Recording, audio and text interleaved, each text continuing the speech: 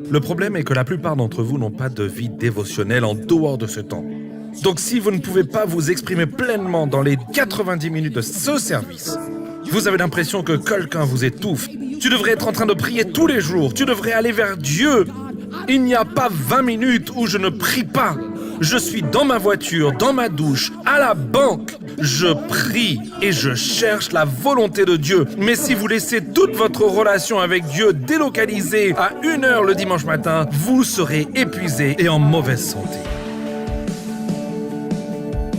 Je vais vous donner des catégories, 4 catégories de dons qui se trouvent dans la Bible. Notez-les et allez les étudier à votre propre rythme. Il y a des dons de motivation selon Romains chapitre 12. Il y a des dons de motivation selon Romains 12. Je ne peux pas les passer tous en revue maintenant, mais je veux que vous les passiez en revue. Celui dont je vais parler aujourd'hui est qu'il y a des dons de manifestation dans 1 Corinthiens chapitre 12. Et nous allons les passer en revue aujourd'hui. Puis, il y a des dons de ministère que l'on trouve dans 1 Corinthiens chapitre 14. Vous devez donc parcourir tout cela. Et puis, il y a les dons de ministère que l'on trouve dans Éphésiens chapitre 4. Et ce sont les dons de Jésus. C'est le pasteur, le prophète, l'enseignant, l'évangéliste, l'apôtre. Et je n'ai pas le temps de passer tout cela en revue aujourd'hui. Mais il y a des dons que nous recevons en tant que bénéfice de la croyance en Jésus. Ma question est la suivante. Combien de cadeaux avez-vous laissés sans les déballer ? Ou excusez-moi, combien de cadeaux avez-vous laissés sans les ouvrir ? Ils sont toujours emballés. Vous les avez et vous avez accès à eux, mais ils sont toujours non ouverts. Parce que vous avez peur de ce que quelqu'un d'autre va en penser ? Parce que quelqu'un d'autre était bizarre quand il l'a enseigné à ce sujet ? Non. Je vais dissiper tout ça aujourd'hui et je veux que vous receviez ces cadeaux pour que vous puissiez en bénéficier. Que tout le monde dise bénéficier. C'est ce que je voudrais que vous puissiez comprendre aujourd'hui. Vous n'avez pas les dons. Le Saint-Esprit possède ces dons. Et vous avez le Saint-Esprit. Laissez-moi revenir en arrière, parce que certains d'entre vous étaient comme « Attends, je pensais qu'on avait accès à des dons. » Vous les avez. Parce que le Saint-Esprit, la personne du Saint-Esprit, possède les 9 de ces dons. Et parce que vous acceptez le Saint-Esprit, maintenant vous avez accès à tous ces dons. Les gens disent « Ouais, j'ai le don de prophétie. » Non, vous ne l'avez pas. Le Saint-Esprit a le don de prophétie. Et parce que vous écoutez le Saint-Esprit, vous pouvez prophétiser. Je vais vous aider. Tant de gens se sont promenés en prétendant quelque chose qu'ils ne peuvent pas faire sur demande. Ils se promènent avec ces titres en disant « Appelez-moi prophétesse ou prophète et ceci ». Et je n'ai pas de problème avec les titres tant que vous savez que vous n'êtes pas le détenteur du don. Et c'est pourquoi il est tellement arriéré qu'une prophétesse ou un pasteur ou quelqu'un fasse en sorte que quelqu'un se sente plus petit parce qu'il n'est pas sur une plateforme et le même Saint-Esprit qui vous parle là-haut et le même Saint-Esprit qui vous parle sur le sol de ma fille en me disant d'écrire que ce bâtiment serait le nôtre. Il faut que je me calme. C'est ce que j'essaye de vous dire en ce moment. C'est que vous n'avez pas les dons. Le Saint-Esprit a les dons. Et parce que vous avez le Saint-Esprit, vous avez accès, que tout le monde dise accès, à 9 dons. Comment pourrais-je rendre cela plus clair ? Bon, voilà. Bella, ma fille, pense qu'elle a un iPad. Elle n'a pas d'iPad. Elle n'a pas acheté d'iPad. Elle ne paye pas les paiements pour l'iPad. Elle n'a pas d'iPad, mais elle a un père. Et parce qu'elle a un père, elle a accès à l'iPad. Et si vous lui demandez, c'est mon iPad. Mais en fin de compte, la seule raison pour laquelle elle peut en bénéficier, c'est grâce à sa relation. Tout ce que j'essaye de vous dire, c'est que votre relation avec le Saint-Esprit est plus importante que tout ce que vous avez jamais manifesté ou fait connaître, parce que c'est lui qui est une source infinie de compréhension, une source infinie de créativité, une source infinie de sagesse. Et vous pensiez en quelque sorte que vous aviez inventé cela? Et vous pensiez que c'était votre idée? Et ce que je vous dis, c'est que le Saint-Esprit est celui qui donne les dons. Alors laissez-moi passer en revue les 9 dons parce que ça va prendre 1 minute, d'accord? Bon. Je ne sais pas comment je vais faire ça. Parce que je pourrais prêcher un message entier sur chacune de ces choses. Vous êtes toutes prêts? Est-ce que je peux aller rapidement pour que je puisse vous montrer ce que c'est? Il y a 3 catégories de ces 9 dons. Le premier est le don de discernement, d'accord? Et on les trouve tous dans les Écritures, dans 1 Corinthiens. Le premier est une parole de connaissance. Notez cette définition. Une parole de connaissance est de connaître quelque chose de spécifique sans l'avoir appris par des moyens naturels. Le Saint-Esprit porte un don auquel vous pouvez avoir accès, comme il le veut, d'une parole de connaissance. Vous le voyez dans la vie de Jésus lorsqu'il est avec une femme au puits. Et certains d'entre vous diront « Eh bien ouais, mais Jésus c'est Dieu ». Non, rappelez-vous qu'il a renoncé à toute sa divinité pour pouvoir s'appuyer sur le Saint-Esprit et être un exemple pour nous. Il est donc avec une femme au puits et Jésus dit « Dis à ton mari de venir ici ». Et elle dit j'ai pas de mari. Et il dit c'est exact, parce que tu as 5 maris et celui avec qui tu es maintenant n'est pas ton mari en ce moment. Et elle dit je pense que c'est un prophète.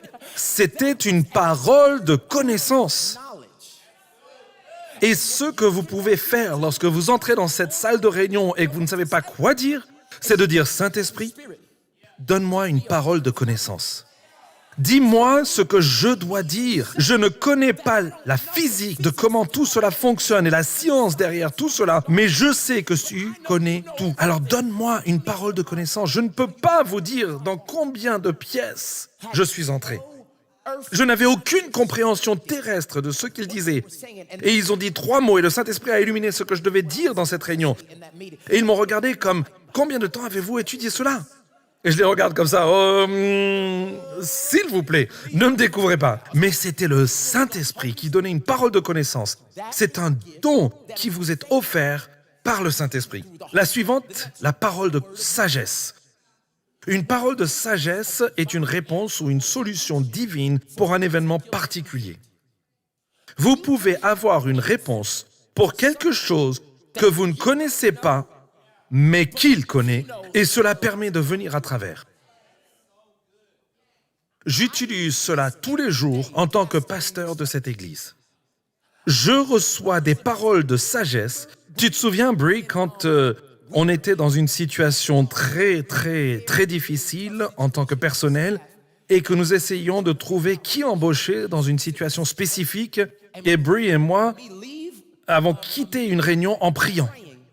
Elle s'endort, se réveille le matin et elle dit « Je l'ai, Mike. Je sais qui c'est. Et je l'appelle tout de suite. » Et j'ai dit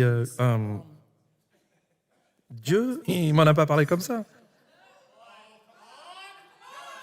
Dieu, il ne me l'a pas dit, moi, le pasteur. Il ne m'a pas donné à moi. Et alors? Et ce n'est pas ce que j'ai dit. J'ai dit, quelle est la parole de sagesse? Qu'a-t-il dit? Vous voyez, parce que lorsque vous réalisez que vous êtes autour de personnes qui ont le Saint-Esprit en elles, la réponse vient de lui, mais elle peut venir à travers n'importe qui. La dernière dans cette catégorie du discernement des dons, cela s'appelle le discernement des esprits. Il s'agit d'être conscient de la présence d'un esprit démoniaque. Là, l'Église doit s'améliorer. Parce que certains d'entre vous prennent des photos avec des démons. Un anniversaire, et je peux voir l'esprit. Mais vous ne discernez pas les esprits. Vous pensiez qu'ils venaient juste pour communiquer avec vous. Mais ils vont se connecter avec vous. Et ils vont vous garder dans un cycle pour les 5 prochains mois. Et si vous n'avez pas de personnes autour de vous qui peuvent discerner les esprits, et maintenant, ce n'est pas effrayant, c'est un avantage. Si votre mariage bat de l'aile et qu'il y a une attaque démoniaque contre l'unité de votre foyer, n'aimeriez-vous pas pouvoir être capable de voir cet esprit, de venir et de pouvoir l'attaquer, le lier et finalement vous en débarrasser parce que vous pouvez le voir? On ne combat jamais un ennemi dont on ne pense pas qu'il est là. Et tant d'entre nous s'épuisent parce que vous ne pouvez pas voir l'ennemi. Je vais devoir faire toute une série sur ce sujet. Mais un don spirituel que le Saint-Esprit apporte est le discernement des esprits. Puisque nous sommes sur le sujet de la correction des choses, puis-je corriger quelque chose d'autre très rapidement? Il n'y a pas de don de discernement. Les gens le tirent de cette écriture et les gens devraient discerner, mais il n'y a pas de don de discernement. Ce que j'ai découvert, c'est que lorsque les gens disent « j'ai le don de discernement », en réalité, ils ont l'esprit critique. Et ce qu'ils finissent par faire, c'est qu'ils commencent à lire les gens qui les démolissent et ils disent « j'ai l'esprit de discernement ». Bibliquement, il n'y a pas d'esprit de discernement. Donc, vous sentez un peu gauche quand vous dites cela. Il y a le discernement des esprits qui est pour que vous puissiez vous édifier les uns les autres. Oh, aide-moi, Saint-Esprit. Quand je vois quelqu'un traîner avec quelqu'un qui a un mauvais esprit et que je le discerne, je ne vais pas vers la personne en commençant à lire cette personne. Je vais vers la personne qui a besoin d'être en sécurité et je lui dis « Hey, écoute, la relation dans laquelle tu te trouves semble incroyable, mais il y a un tel appel de Dieu sur ta vie. Et il est très important que les personnes qui peuvent parler dans ta vie en cette saison, je veux vous encourager à vous assurer que les personnes qui vous entourent vous soulèvent, prient pour vous et vous conduisent vers cela. Et cette personne semble bonne, mais j'ai un discernement spirituel, un don que le Saint-Esprit m'a donné. Pas quelque chose que je prétends être le seul à avoir, mais c'est quelque chose que le Saint-Esprit tout entier m'a montré. Et je veux que vous sachiez que si vous ne faites rien pour ça, je prie pour vous. Je prie pour cette relation. Oh, excusez-moi, et le faire réellement. Pouvons-nous normaliser le fait de ne pas dire « je vais prier pour toi » si vous n'allez pas réellement prier pour eux? Si vous allez vraiment prier pour eux, certains d'entre vous doivent juste s'arrêter et le faire parce que si tu ne le fais pas, vous êtes en train de mentir quand vous quittez cette conversation. Priez pour votre pasteur. Donc les dons de discernement sont une parole de connaissance, une parole de sagesse et le discernement des esprits. Et ce sont les trois premiers. Laissez-moi vous donner les trois autres. Ce sont les dons déclaratifs. Ce sont des dons que le Saint-Esprit apporte. Qui les apporte? Qui les apporte? Qui en profite? Qui en profite? Moi. Je veux que vous compreniez ceci. Que nous avons des dons dont nous tirons profit. Et les trois suivants sont des cadeaux déclaratifs. Ceux qui utilisent votre bouche. Et ces trois dons sont pour l'édification, l'encouragement, et attention, pas pour la correction. Je dois vous aider parce que le premier, beaucoup de gens l'utilisent pour la correction. Le premier don est la prophétie. Et la prophétie est un message d'encouragement de la part de Dieu au travers d'une personne. Et j'ai entendu tellement de gens qui sont accusés, se placer devant quelqu'un et dire « tu vas devoir juste faire avec, ainsi parle le Seigneur ». Un message d'encouragement de Dieu à travers une personne. Faites attention à ne pas mettre vos opinions et de dire « ainsi parle le Seigneur ». Jérémie nous dit très clairement de faire attention. Il y a des conséquences à dire que Dieu a dit quand il ne l'a pas dit. Je suis très habitué avec mon équipe et mon personnel à dire « je ne sais pas si c'est Dieu ou pas, mais je sens ». Ils me respectent davantage parce que je ne joue pas la carte de Dieu en priant la nuit dernière à 4 heures du matin. Pourquoi c'est toujours à 4 heures du matin? Tu ne dors pas à 4 heures du matin? Je dors la plupart du temps à 4 heures du matin. Mais pourriez-vous dire, en allant au travail aujourd'hui, j'ai eu envie d'eux, j'ai eu l'impression d'eux. Et si c'est Dieu, dites que c'est Dieu. Mais si ce n'est pas Dieu, fermez-la. Parce que la prophétie est une parole d'encouragement de la part de Dieu au travers de gens ordinaires. Ok, 1 Corinthiens 14, 31, parce que les gens me regardent et ils sont coincés en ce moment. Regardez ça. Car vous pouvez tous prophétiser. On peut retourner en arrière et lire ça encore une fois. Car vous pouvez tous prophétiser. Je me fiche de votre passé. Je me moque du nombre d'erreurs que vous avez faites. Une fois que vous libérez le Saint-Esprit dans votre vie, vous avez la capacité, la disponibilité de prophétiser. De dire quelque chose qui est à venir pour encourager les gens qui écoutent. Et il dit que vous pouvez tous prophétiser, un par un. afin que tous puissent apprendre et que tous puissent être encouragés. C'est la Bible. Alors méfiez-vous de ceux qui vous disent que vous n'avez qu'à payer 99 €. Je suis en train de gâcher le 2022 de quelqu'un en ce moment.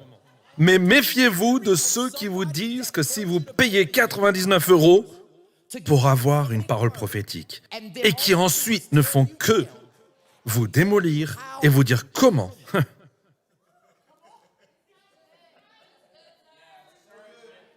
La prophétie est faite pour encourager. Laissez-moi juste passer à autre chose parce que je vais avoir des problèmes là. Les dons déclaratifs. Le prochain est celui des langues.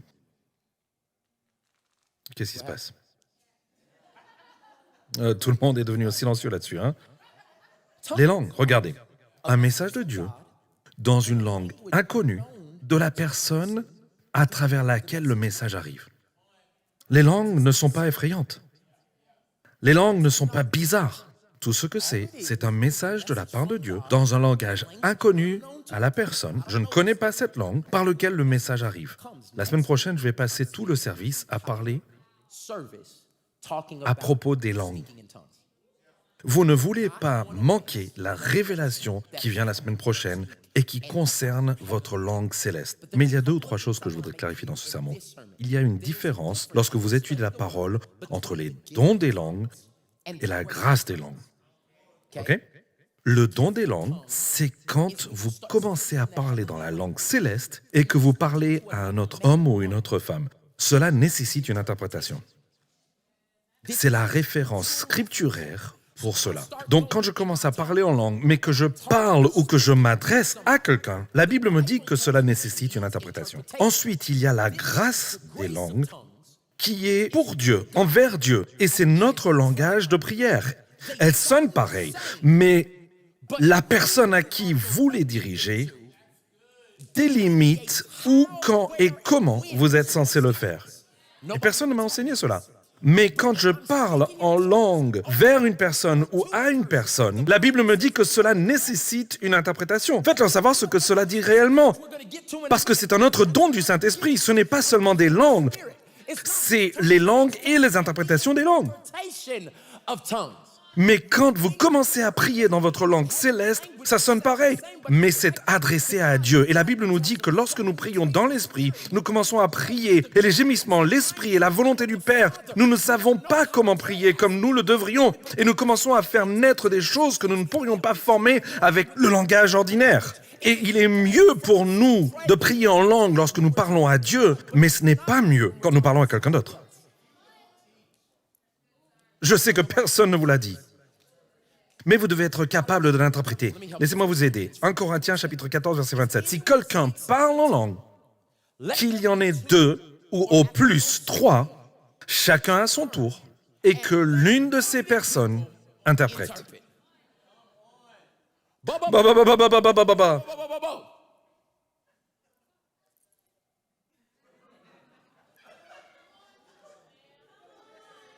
Je n'ai pas entendu ce que vous et Dieu venez de dire. Aidez-moi à être édifié.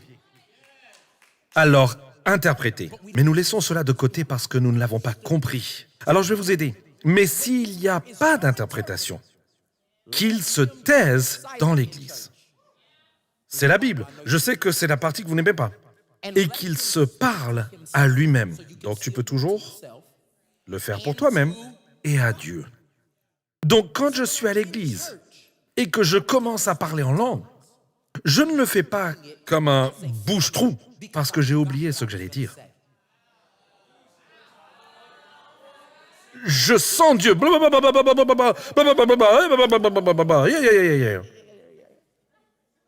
Parce que tu as oublié le verset que tu devais dire.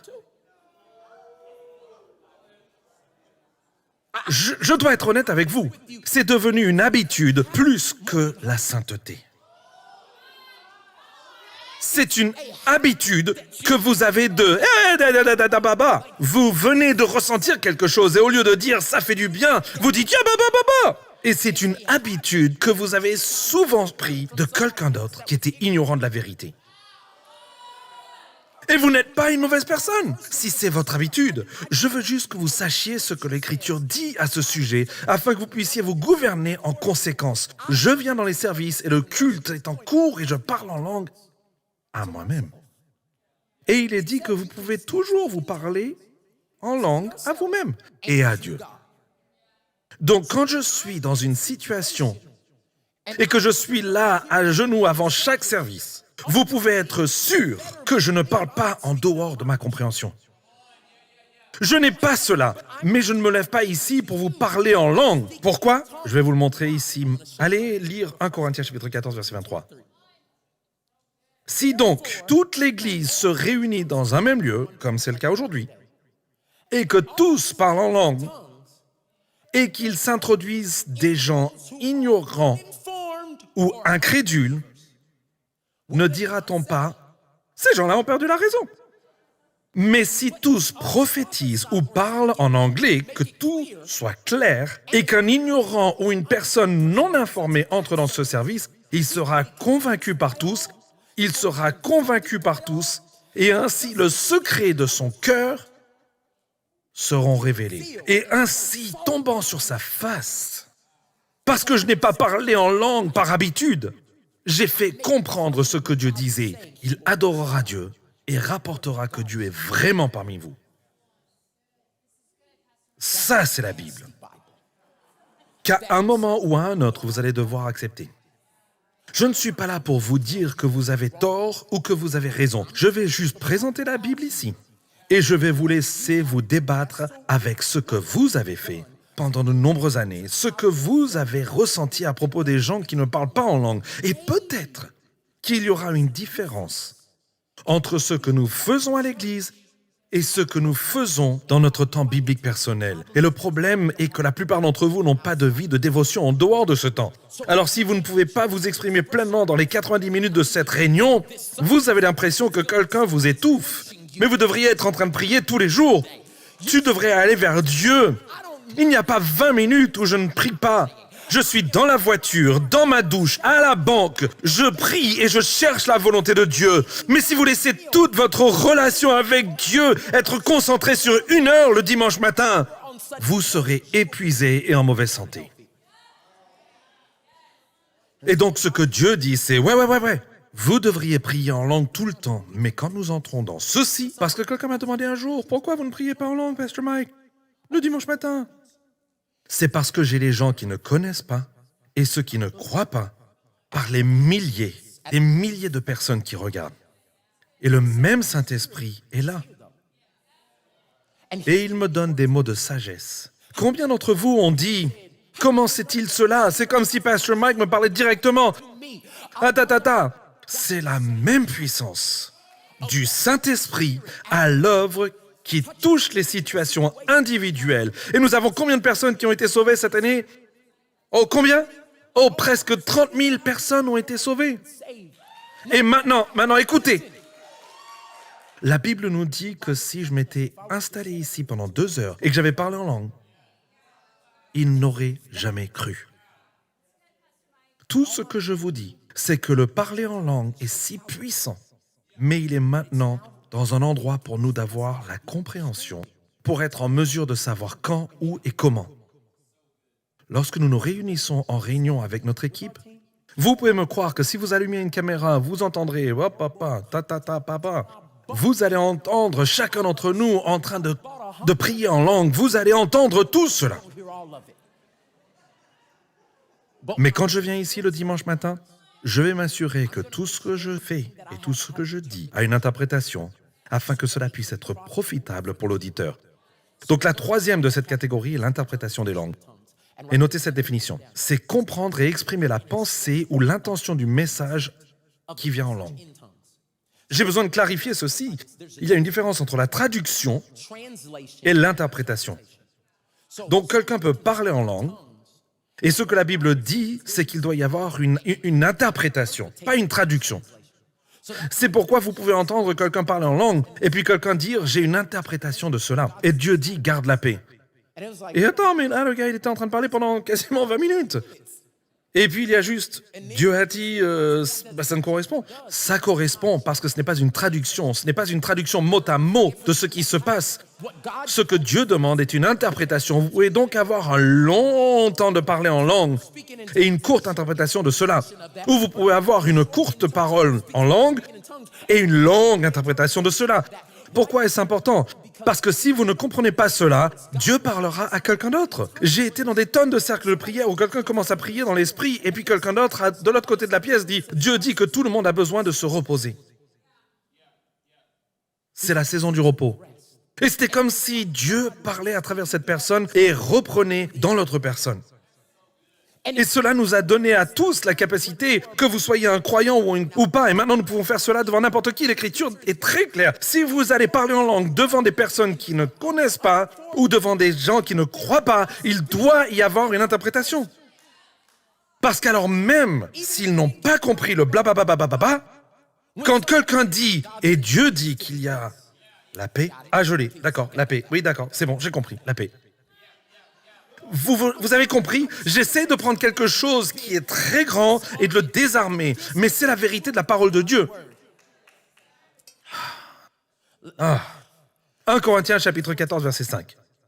J'ai besoin que tout le monde prenne ça parce que vous allez devoir vous battre avec cela. 1 Corinthiens chapitre 14, verset 5. Je voudrais que vous parliez tous en langue. Qui a écrit cela?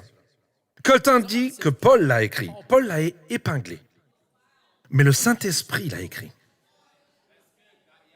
Et même si vous êtes comme « Ah, je ne crois pas ça, non, ok. » C'est le plus grand apôtre qui ait jamais marché sur la surface de la terre. Il a écrit 1/3 du Nouveau Testament. C'est 1/3 de plus que toi. Donc je veux juste qu'on soit très clair sur le fait que c'est son langage et sa théologie.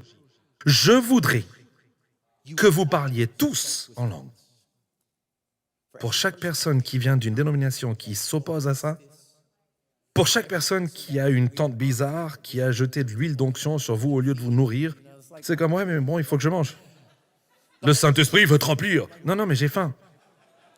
Ah, vous savez pas cela, mais bon, c'est très bizarre des fois. Tout ce que je dis, c'est qu'il faut oublier tout ça. Le plus grand apôtre qui ait jamais vécu a dit, je souhaite que tous parlent en langue. Et il dit, mais plus encore que vous prophétisiez. Car celui qui... Donc il y a de la valeur pour les autres dons. Il dit, car celui qui prophétise est plus grand que celui qui parle en langue. À moi qu'il y ait une interprétation. Afin que l'Église reçoive quoi? L'édification. De se construire les uns les autres. Il s'agit d'aider les gens à voir ce qu'ils ne voient pas. Il s'agit d'utiliser ces dons de l'esprit pour édifier vos enfants, et édifier votre mari, et édifier votre mère, et édifier votre femme, et édifier les gens de votre département. Que tout le monde dise « édifier ». Pourquoi est-ce que dans l'Église, nous pensons que pour aller de l'avant, nous devons démolir quelqu'un? Peut-être parce que nous ne travaillons pas avec le Saint-Esprit. Shalom, j'espère que vous avez aimé cette vidéo. Abonnez-vous pour ne pas rater nos programmes. Merci de faire partie de notre famille TBN. Que Dieu vous bénisse. Shalom de Jérusalem.